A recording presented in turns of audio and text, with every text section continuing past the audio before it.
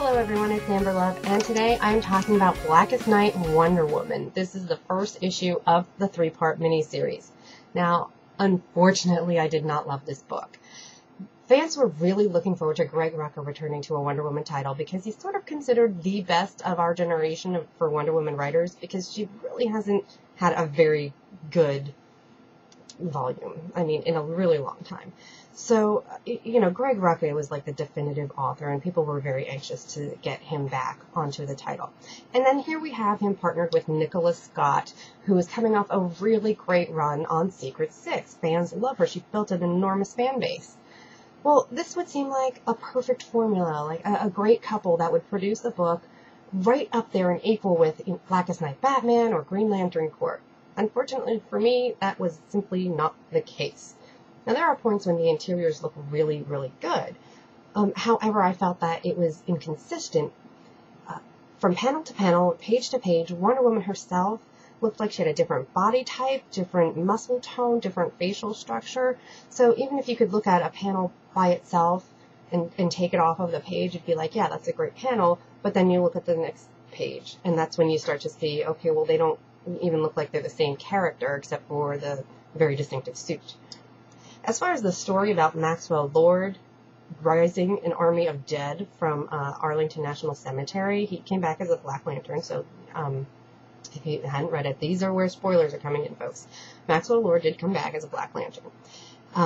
Now, my problem here was the dialogue. He's really such a smart ass about it, the way he's taunting and teasing her, and it just felt like he was more of a Buffy the Vampire Slayer villain than something going up against Wonder Woman. It didn't feel right at all.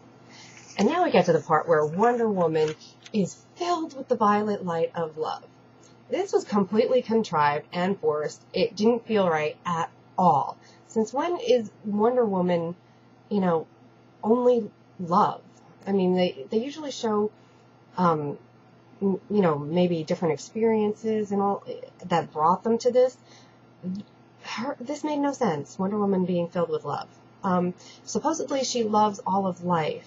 Well, okay, she says right in this issue that she would kill Max Lord again. So it completely does not make sense. Personally, I feel that the only reason DC did this is because she's the only female member of the Great Trinity. And for that reason, let's see, the only female tribe that we have of Lantern Corps members is that of Zamaron with the violet light. So obviously, she's the girl, she must be violet. It was complete crap, in my opinion. To me, compassion would have been a far better choice for Wonder Woman, even green for willpower. Because the violet light of love, yeah, she's got some love, but she's not completely controlled by love. It just doesn't work. I don't buy it at all. So then we get into this part about the lasso. Yeah. If you've been reading any of the Blackest Night, then you know that there seems to be different formulas for destroying the Black Lanterns. In most cases, you need some sort of teamwork involved, which is why all of the colored Lantern Corps members are trying to get along and just get through this war.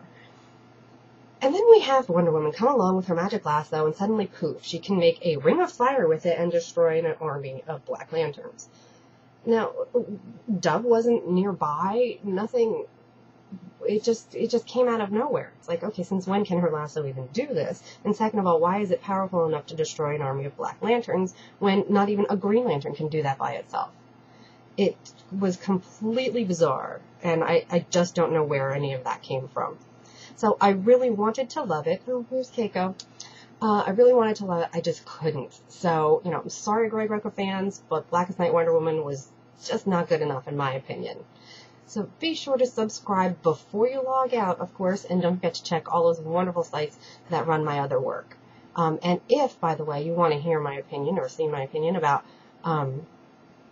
Wonder Woman being renumbered to issue 600, there are a couple of places where you can check that out, most particularly hour42.com, which ran a lovely article that of my opinion there. So don't forget, subscribe before you log out. Thanks for watching.